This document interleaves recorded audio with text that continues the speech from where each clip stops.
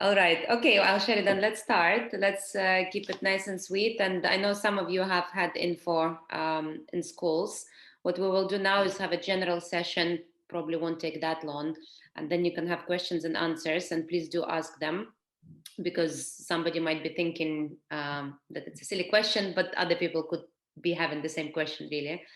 And then we will have kind of a task for you to go away with and start making a plan and making a plan of the personal statement, but also making plans for the summer, what you want to do, and that will have to be included in the personal statement. And then we'll have private sessions with each of you where we will be working on your personal statement. And really, like, it's better not to finish it until end of summer, because you would have had experience of a summer, and I'm sure Sheridan will tell us more about it. But it will be kind of a work in progress and process over the summer. So Sheridan, over to you. Okay, so to preface all of this, what I'm going to be saying today is relevant for UK applications. So if you are applying to the US, Canada, or other countries in mainland Europe or further afield, the rules and requirements are slightly different. So this is anything that's going to apply to universities in the UK, whether it's Oxbridge, Russell Group, or any other universities. Can I just check before I get started as well, whether anyone is applying for joint schools? So that is a degree program that has two subjects, like, you know, maths and physics, or whether anyone is applying to different universities for different courses. So for example, maths at Warwick, but physics somewhere else. Anyone doing that? I am doing that, actually. Okay, you're doing that. Hang on, are you doing maths and physics? Yeah, that's true. Okay, yes, fine. That's what I did. That's why I used it as an example, because I applied to universities for different things. Anyone else doing that, or is everyone else just doing one subject across all of them? One subject? For now, yeah. Okay, so for the personal statement, you are really looking at 4,000 characters on the UCAS platform, which is the equivalent of about 47 lines. The admissions tutors are going to be using your personal statement to determine your academic interests, what kind of a student you are, and how much independent work you have undertaken outside school. They do take into consideration the length of time you have been in the UK, whether you are at an A-level school, an IB school, whether your school is academically selective, whether it's not. They take all of these things into consideration.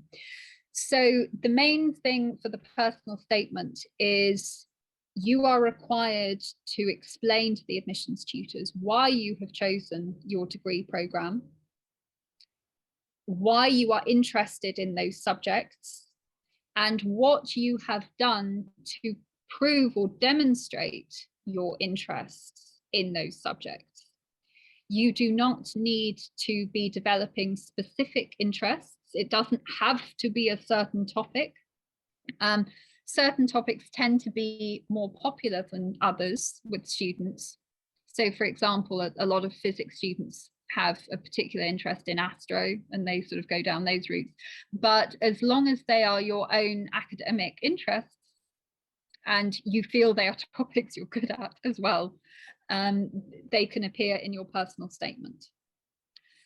In terms of the universities you're going for, they may or may not have an interview as part of their applications process. If they do have an interview, it may or may not be compulsory. If they have an interview and it is compulsory, there is a chance, though it's by no means guaranteed, that your personal statement will form the basis of some of the questions in your interview. So because of that, before I get started with anyone, I say everything in your personal statement you must have done and you must understand. And not in the sense of, oh, you think you can understand it, you can possibly have a discussion on it. There's a very good chance, depending upon the topic you do and where you apply, that you will be interviewed by someone who has that as one of their research fields. You will not be talking to a novice.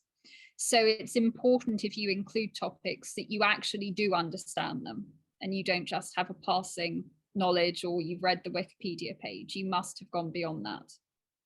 I always say that before students have written their personal statement to ensure that they are being realistic in terms of content, and so that they understand that it's never a good look if you include things in your personal statement that you've not actually done or that you have done and don't understand.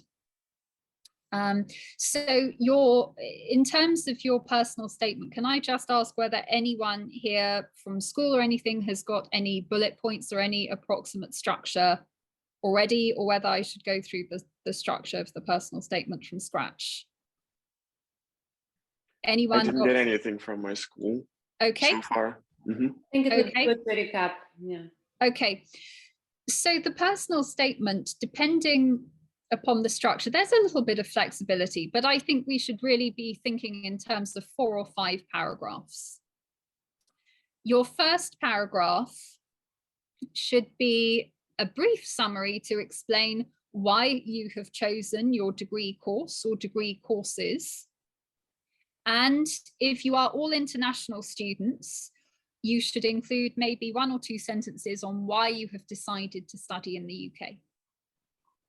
Those reasons will be different for all of you, but it's something that I would recommend that you cover early in the personal statement. I usually recommend to students that they write the opening paragraph last, because it's actually quite hard to start the personal statement. Everyone wants to make an impact, everyone wants to be memorable, and it's very easy to sensationalize the opening to the personal statement, and it doesn't always set a good tone. Generally speaking, personal statements flow the best if you do the introductory paragraph last, because then you can lead into what's going to follow nicely. Paragraphs 2 and 3, if you are pursuing 1 degree, or 2, 3, and 4, if you are looking at joint schools, should include areas of academic interest that you have developed independently of your A-level studies, of your IB, your aperture, whatever you're following in school. Usually with students, there's some level of cohesion in terms of their areas of interest. There doesn't have to be. It depends how much time you have to dedicate to your university preparation and your subject preparation. If you genuinely have very diverse interests and you've already done some work on those, great. But if you are applying for, let's say, engineering, you don't have to have 1 area of interest in civil, 1 in, you know, a different branch, 1 in biomedical. You don't need to go down that path. Similarly, if you're doing maths and your interests are in applied, fine, you don't have to be covering pure decision and discrete as well. So you can really choose those according to your strengths. One thing I would say, sometimes students are very honest and they pick topics they genuinely like, even if they are not the topics they are the strongest at. Because it is possible that your personal statement will form the basis of any interviews, I would suggest that you go for your strongest topics, even if you don't particularly enjoy them. You shouldn't hate them, because it's relatively easy to tell in an interview if a student is enjoying the topic, and it's perfectly natural for everyone to dislike certain elements of their degree. So that's, you know, that's part of the course really. But you should try to balance your enthusiasm and aptitude. It is not sufficient to discuss your A-level syllabus. If you are going for any academically rigorous university, they won't be remotely interested in the fact that you're getting a good grade at A-level. You should be, in order to be applying there. So they might start off by saying, what is your favorite topic that you've studied in school recently? They're using that as a springboard to give you the kinds of questions that they want to ask, which will go beyond the syllabus. So it is balancing your interests and aptitudes. Unless, as I say, if you have a lot of time to dedicate over the summer to extension work, that gives you more flexibility. But most people going into year 13 are juggling quite a few things, usually multiple subjects, EPQs, possibly admissions tests. You don't necessarily have time to be starting from scratch now. So paragraphs 2 and 3, or 2, 3 and 4, should be covering your academic interests, things that you have done independently, books or articles that you've read, conferences you've attended, online courses you've completed, whether for credit or just attendance. Anything like that would go into these paragraphs. Work experience, unless it particularly pertains to one of your areas of interest, does not feature in any of these paragraphs. It should just be additional work that you have done yourself. Depending upon your school, they might feel that you have had guidance from your school, in which case, like if you go to St. Paul's, for example, or Eton, they really spoon feed you. So those, if you are at one of those schools, you generally have to do more, more than other students might do, because all of the universities know, you know, that you're prepped within an inch of your life if you're somewhere like that. So similarly, if you're at a school that is known for not offering much support, if you've done a lot of things independently, you get bonus points for doing so. So they are your areas of interest. Try not to pick anything overly ambitious, something that is realistic, something that bridges A-level and first-year undergraduate, or first-year undergraduate topic is probably the right sort of level. A lot of physicists in particular will put something down related to chaos theory or various quantum theories, and it never goes down well with admissions tutors, because there is no way a student can possibly understand the maths behind that and the concepts behind it. And an admissions tutor is then thinking, okay, we've got a student who really thinks they understand something when they don't. This could be a problem, because if you have a student who can't identify what they understand and when they're out of their depth, it never goes down well with admissions tutors. So try to pitch your interest at the right sort of level, which is more like introductory to early first-year undergrad work. You know, unless, as I say, if you've developed something, if you've done any open university courses, if you've done edX courses, if you've done additional studies, then obviously you can pursue something at a higher level. And if you are capable of doing it at a higher level, then it's obviously impressive. But the most important thing is to be realistic in terms of how you're pitching. In terms of your next paragraph, so, you know, in terms of academic areas of interest, I would say you should have 3, possibly 4 for joint schools, but 3 is probably fine. 1 or 2, you've not done enough preparation. If you're up to 5, you've probably not done them in enough depth. So 3 or 4 would be ideal. And as I say, quite often there's a certain overlap, or at least an obvious link between the areas that you're interested in. The following paragraph should cover any relevant work experience you have had. So if you have been, you know, working in a wedding shop or something like that, and you think you've developed great customer service skills, but actually you're applying for engineering, no, then it shouldn't appear in your personal statement.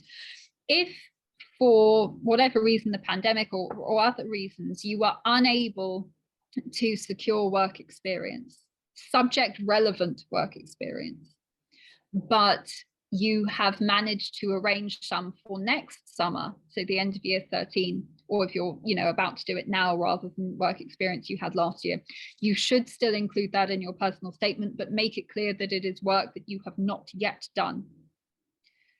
It's usually not a deal breaker, unless, is anyone here going for medicine? Any medics? No medics, okay, fine. So work experience usually isn't a deal breaker. or volunteering. But, you know, for medics, for example, if you weren't able to get work experience in a hospital, you still had to do volunteering and things like that to show you've got the personal qualities to be a doctor. For other courses, if it's, you know, an academic and theoretical course and it doesn't really matter what you're like as a person, then work experience isn't a requirement.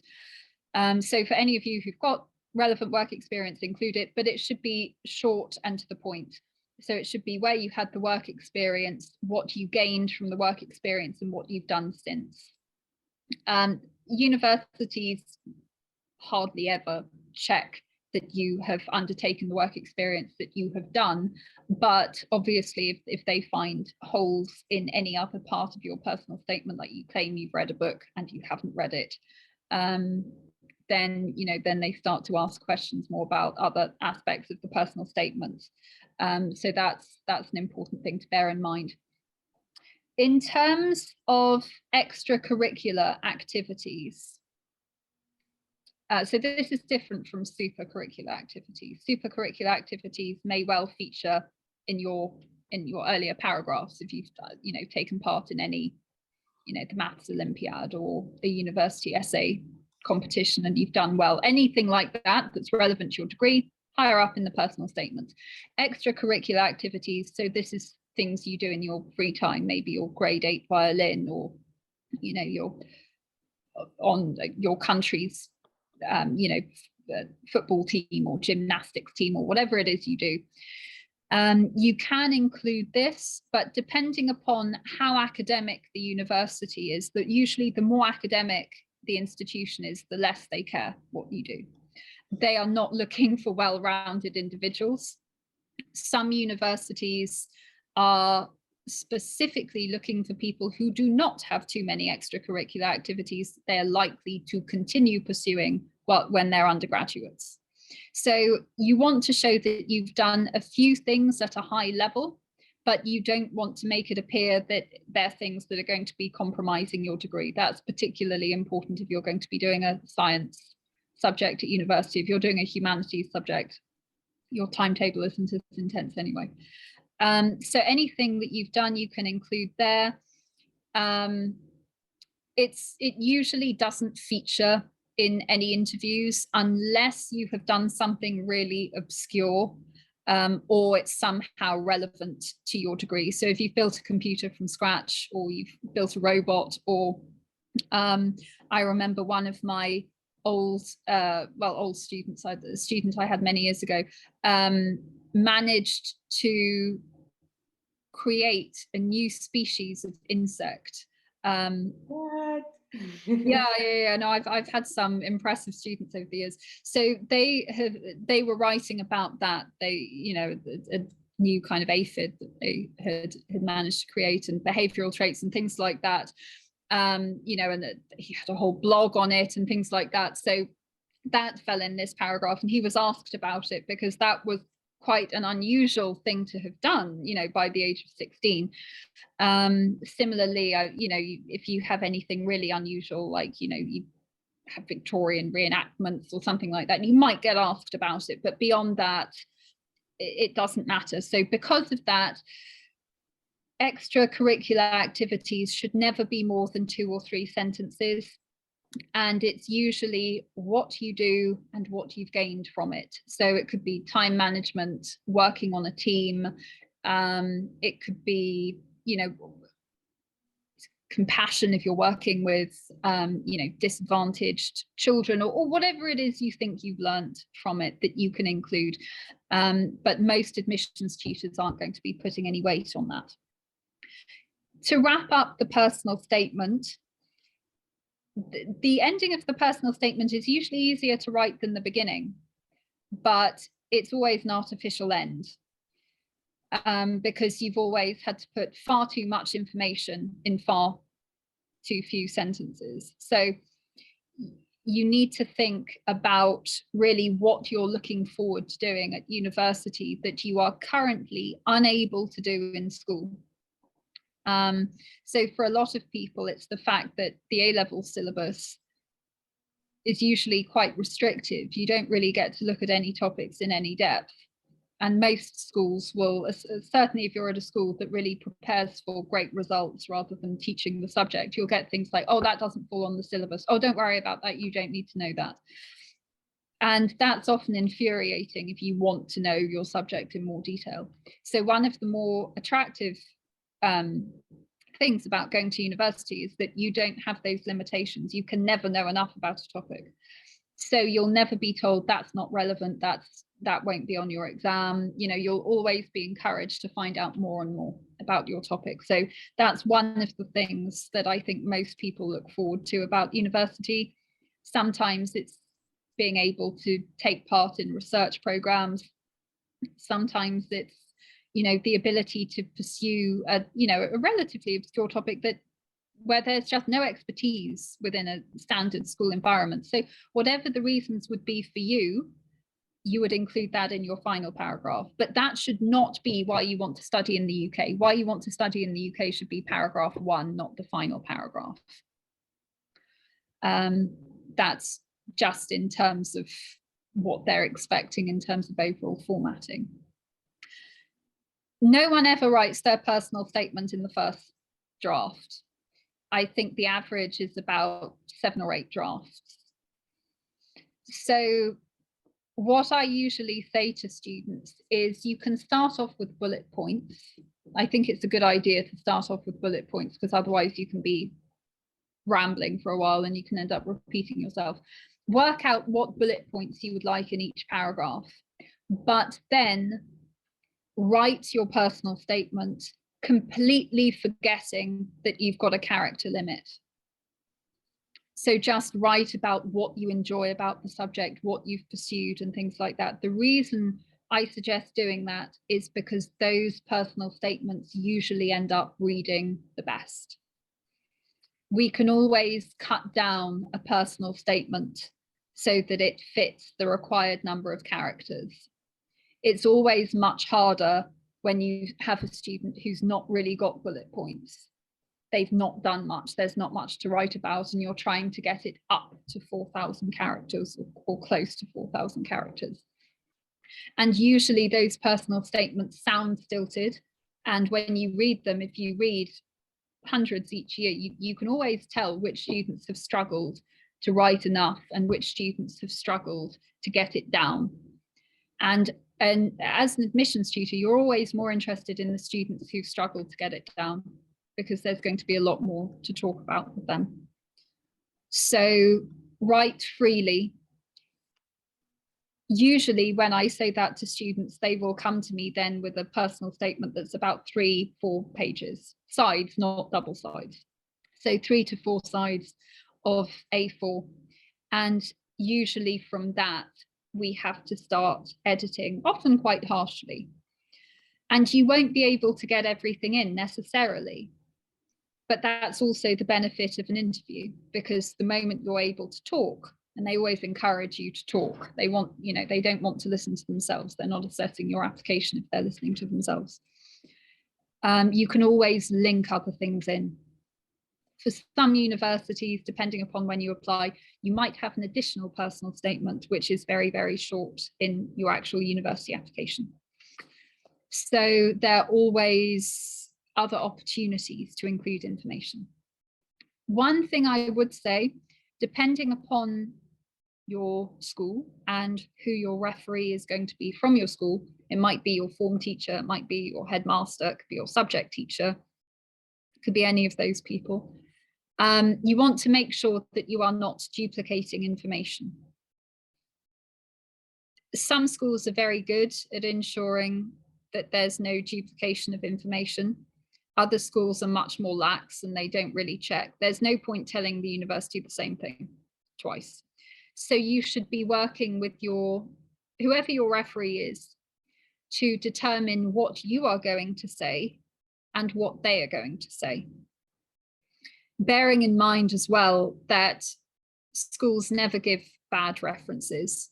So, you know, it's unlikely your school reference is going to stand out overly, because most schools will say, oh, this is the best chemist we've had in 30 years. Well, by the time you have lots of schools saying that, it sort of loses its impact a bit. But if there are any mitigating circumstances, for example, I'm not asking you to say now, by the way, if any of you has any mitigating circumstances, that is something that either you would cover or the school potentially, if it's a serious mitigating circumstance, like illness, you missed 4 or 5 months of school, for example, you know, something like the pandemic would not be a mitigating circumstance because everyone was stuck with that on some level. But anything on top of that which impacted your studies, like an illness or something like that, that is usually covered briefly in your personal statement, but much more by the school. And then usually universities require additional information if they're mitigating circumstances, like doctor's letters or, you know, whatever evidence they would need in line with whatever the mitigating circumstance was. And they do that to ensure that they are making reasonable accommodations during your application. And then if they are able to make you a lower offer, or they have a bit more flexibility in terms of your meeting your offer, all of those things are covered. But that is usually not a large part of the personal statement in terms of what you write. It's normally covered by your teacher and any other supporting documentation. But if anyone is in that situation and they wish to refer to anything in their personal statement, normally, again, it's just 1 or 2 sentences because it's being covered somewhere else. But if they're mitigating circumstances, it must be covered by someone, otherwise the university is not going to know. So that's just one thing to bear in mind in advance. So that is broadly the structure of the personal statement. And that is always how I recommend you start off, you know, bullet points for each paragraph, then write freely, and then start worrying about cutting it down. It also helps to focus your mind when you have bullet points, because it shows you the amount of work you've done versus what work is outstanding. And that helps in terms of giving you a summer schedule so that you know what you would like to cover each week. If you work out what you want covered in each paragraph now, I'm sure you won't have done all of the academic work for it. That's fine. Not many people have at this stage. Everyone uses this coming summer holiday to do a lot of work. If you plan it now and you can start early, if you wish to change topics, you still have time to do that. So that's the benefit of starting soon. If you leave it until July or August, you can still do a certain amount of work. But if you suddenly think, actually, this isn't a good topic for me, this is going to be a problem, you don't want to be entering the new academic year and thinking, well, I've got to prepare for admissions tests, I've got to do UCAS, I've got to do all of my year 13 studying, plus I now have to switch this topic. That's not an ideal situation. Depending upon your universities and your degree course, your deadlines might be different for UCAS. If you are considering Oxbridge, your deadline will be the 15th of October. Interviews are normally early December. If you are not applying to Oxbridge, your deadline is going to be in January instead. So I think I said earlier, I checked that there were no medics or dentistry or vet students because they're also the October deadline. For everyone else, it's the January deadline. But I never think it's worth submitting in January, partly because a lot of students have mocks then. I always say, even if you're not applying for Oxbridge, you should be submitting your application before the Christmas holidays start. So always before early December. There's no point in waiting beyond that. So you might have a little bit longer if you're, you know, in order to plan all of your events, but the vast majority of it should be done over the summer holidays. If you're not going for Oxbridge and you're not going for a degree course where they typically interview, the chances are you're not going to have an interview or it won't be compulsory, but more universities are offering it now, and more universities are encouraging students to take up an online interview because they're you know, courtesy of the pandemic and a few other things, they're now offering interviews over Zoom and Skype and things like that. And it does give them more information for an application. So even if 4 years ago, someone from your school applied for biology and they got into Edinburgh and they had no interviews, it doesn't mean it's going to be quite the same now, because the culture has changed slightly. So that's one thing I would bear in mind. So that is probably all I would say on structure for the moment. Does anyone have any questions, or you'd like me to repeat anything?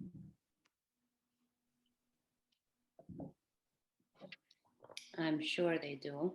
Thank you. It was very useful, Sheridan. Yeah, just to recap basically with the references. I don't know, the schools should have told you about who will be your, it's usually a personal tutor, isn't it? Who will be writing the reference, taking paragraphs from different teachers. So do speak to them about what you plan to, well, they should know for sure what you plan to include into your personal statement, but at the same time, tell them maybe some things that you are not including in personal statement, but you would like the universities to find out about, and then they can include it on your behalf. That's a little trick that I know works quite well as well. Similarly, if you are studying in the UK, but you are also finishing your schooling or your exams in a different country as well. So I've had some students who do that. That is something that I would recommend your teacher covers in their reference, because usually in your personal statement, you're going to be too tight on characters to include something like that. So that can come from your school. One thing I would say, I did have an instance once whereby a student was finishing their education in their home country, but they were also here, and they didn't want their school to know that they were still at their old school. Your school will find out, because they obviously read your personal statement, and you can't submit to UCAS other than through your school, assuming that you're all still at school and no one's a mature student. So because of that, you're not going to be able to hide anything like that from your school. And you shouldn't. I mean, this is something. Well, you shouldn't, but some of them don't like it if you're, you know, because it can jeopardize your own grades from their perspective. But that's just something that would be a teacher reference rather than your statement. Yeah. All right. Anyone has any questions? No. No, all clear. In terms of summer and plans for the summer, anybody has anything lined up for them? Maybe work experience or volunteering, or shadowing somewhere in the company. It's much easier now than in the last 2 years because of COVID. So if you can do anything related to your degree, would be great.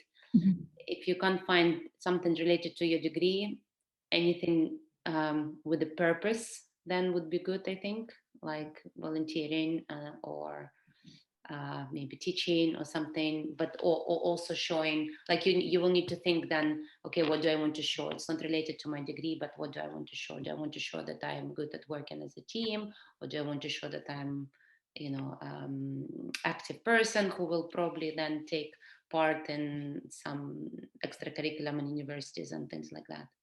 Yes, or at least that you're in a field that's somehow relevant to the skills for your degree. So if you're doing a quantitative degree, but you can't get work experience in a lab or anything like that, get work experience within a finance company, possibly, so that you can show you're at least learning data analysis or something like that. If all of that fails, I would say try to do an online course, even an elementary one, where you will at least get some skills. Even if you just say to a university, well, I started to teach myself coding, or I started to look at Python, or whatever it is that you choose to look at.